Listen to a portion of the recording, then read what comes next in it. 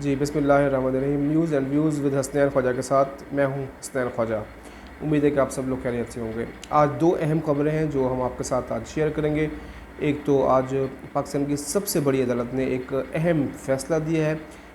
पंजाब की जो आइनी बहरान है उसको तकरीबन हल करने की एक पूरी कोशिश की गई है। दूसरा, जो सीनियर सहाफ़ी तज़कियाकार अयाज़ अमीर साहब, उन पर हमला किया गया है। इस हमले की पस पर्दा मुहर्रिकात क्या हैं, क्यों हमला किया गया, वजह क्या बनी है, इन तमाम सूरत पे हम आपके साथ बात करेंगे। दूसरा, जो आज सुप्रीम कोर्ट में समाअत हुई उसमें तहरीक इंसाफ कोई सियासी गलती तो नहीं कर गई। तहरीक इंसाफ और काफ लीग के बयानिए में तकसीम क्यों पाई गई थी।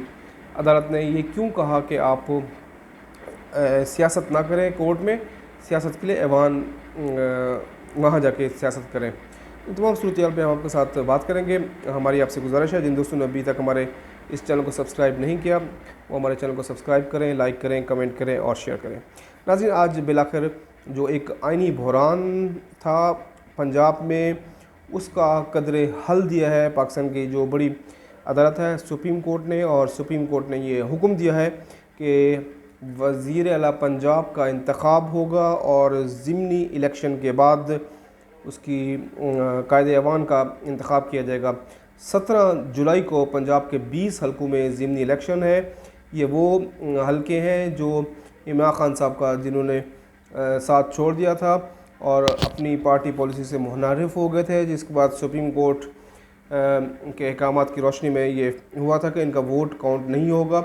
हमज़ा अगरचे इनके वोट से ही 197 वोट उन्होंने लिए थे वज़ीर के इंतखाब के लिए, जबकि उनके मुद्दे मुकाबले चौधरी परवेज़ अली साहब ने इलेक्शन का बाइकआउट किया था। आज सुप्रीम कोर्ट ने यह वाज़ेह हुक्म दिया है कि ज़िमनी इलेक्शन कराए जाएँ। ज़िमनी इलेक्शन के 4 से 5 दिन के बाद 22 जुलाई को वक्त मुकर्रर किया गया कि 22 जुलाई को वज़ीर का इंतखाब किया जाएगा। समाअत के एक मौके पे हमने देखा कि तहरीक इंसाफ और काफ लीग के मौक़िफ़ में थोड़ी सी तब्दीली थी, एक पेज पर नहीं थे, जिसका अदालत ने भी नोटिस लिया। कई मौके ऐसे थे जिस पर अदालत ने पॉइंट आउट किया कि आप लोगों की तैयारी हमें नज़र नहीं आ रही है, आप लोग तैयारी करके आएँ। 2 मरतबा समाअत वक्फ़ा दिया गया, आधे घंटे का वक्फ़ा दिया गया। एक मौके पर इमरान खान साहब से भी मामलत लेने के लिए बाबर रहमान को कहा गया कि आपको 30 मिनट का वक्त दिया जा रहा है, आप इमरान खान साहब से भी मामलत कर लें, उनकी भी हतमी राय ले लें कि वो क्या चाहते हैं।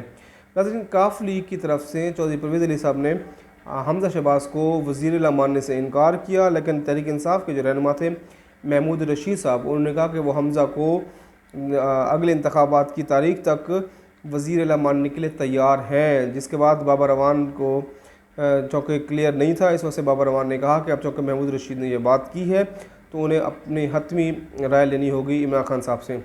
तो आधे घंटे का वक्फ़ा दिया गया, जिसके बाद बाबर रहमान ने कहा कि हाँ, इंतखाबात जो होंगे उस तक वो हमज़ा को वज़ीर आला मानने के लिए तैयार हैं। यानी इमरान खान साहब ने अब हमज़ा शहबाज को बाज़ाब्ता तौर पर वज़ीर आला तस्लीम कर लिया है, उसको लेजिटिमाइज़ हो गए हैं हमज़ा शहबाज।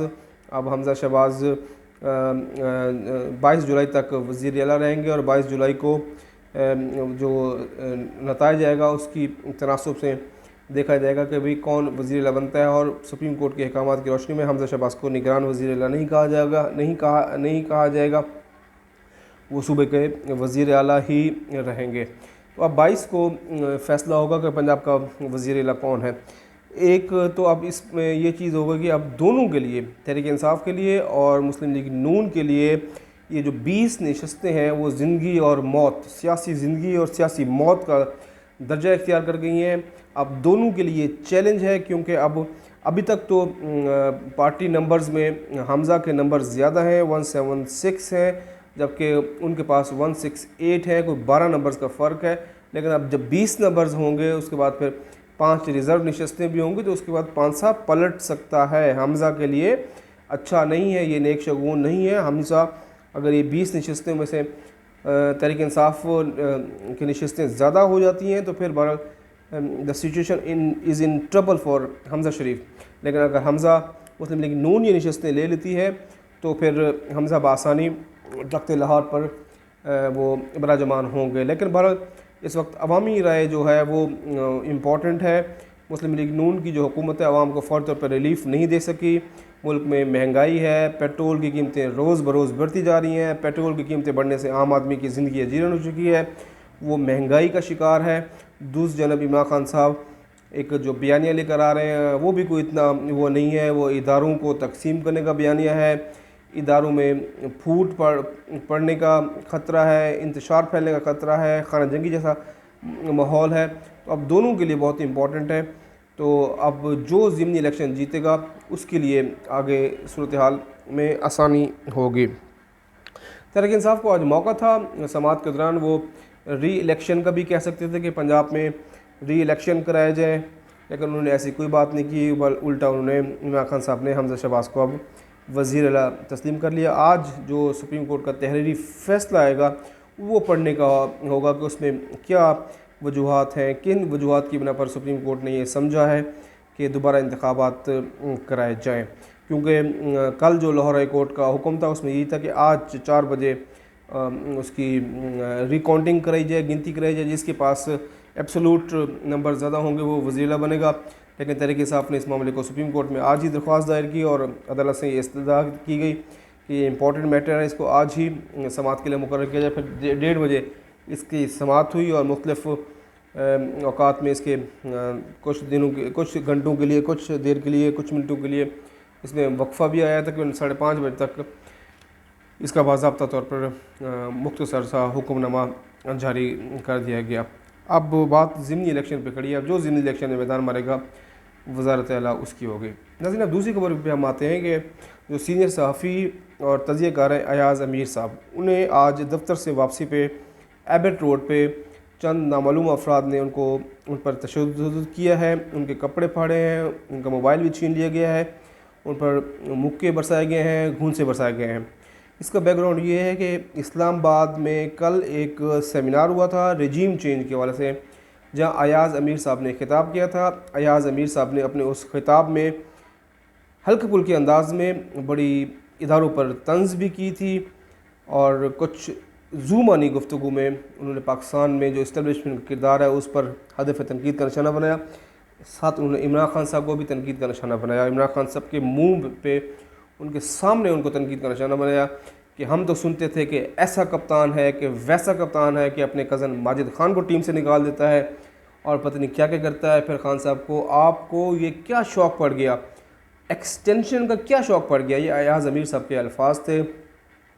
दूसरा उन्होंने कहा कि पाकिस्तान में जो इस वक्त सूरत हाल है, जो खिलवाड़ बना है, उसके सबसे ज़्यादा हिस्सेदार आप हैं इमरान खान साहब। आपने पूरा हिस्सा डाला है, आपने मुल्क प्रॉपर्टी डीलर्स के हवाले कर दिया गया। इन्वर्टेड कॉमास में समझने की बात है कि वो प्रॉपर्टी डीलर्स किसको कह रहे हैं। इसे एक कदम आगे बढ़े। उन्होंने कहा कि आपको जो यहाँ पे अब कायद-ए-आज़म और अल्लामा इकबाल की तस्वीर नज़र आ रही हैं, वो उसकी जगह उनको आपको प्रॉपर्टी डीलर्स लगाना चाहिए था। बहरहाल ये तशद्दुद हुआ है उन पर, वो काबिल मज़म्मत है। तशद्दुद की किसी सूरत भी इजाज़त नहीं दी जा सकती। Electronic media association of electronic media editors and director news एमेंट, उसने अयाज़ अमीर साहब पर हमले की शदीद अल्फाज में मज़म्मत की है। उनकी तरफ से जो सेक्रेटरी जनरल हैं तारिक महमूद साहब, उन्होंने एक बयान जारी किया है, प्रेस रिलीज़ जारी की गई है, जिसमें वज़ीर आज़म, वज़ीर पंजाब और जो आला हुकाम है उनसे मुतालबा किया गया है कि अयाज़ अमीर साहब पर जो नामालूम अफराद ने हमला किया है, तशद्दुद किया है, वो काबिल मज़म्मत है। उस मामले की इन्वेस्टिगेशन की जाए। तो ये वफाकी हुकूमत ने भी इस पर मज़म्मत की है और पंजाब हुकूमत को हिदायत जारी की है कि इसकी इन्वेस्टिगेशन की जाए, क्योंकि अब 2-3 मुख्तलिफ आरा सामने आ रही हैं। इस तमाम सूरत हाल पे ज़ाहिर बात है ये जो इसकी टाइमिंग्स हैं वो ख़तरनाक है। एक तो इमरान खान साहब पर भी उन्होंने तनकीद की थी, PTI के लोगों पर भी PTI पे भी तनकीद की थी, इस्टेब्लिशमेंट पर भी तनकीद की थी। अब जो जहाँ पे हमला हुआ है वो बड़ी लाहौर की मशहूर एक रोड है, बड़ी वहाँ पे रात को चहल पहल होती है।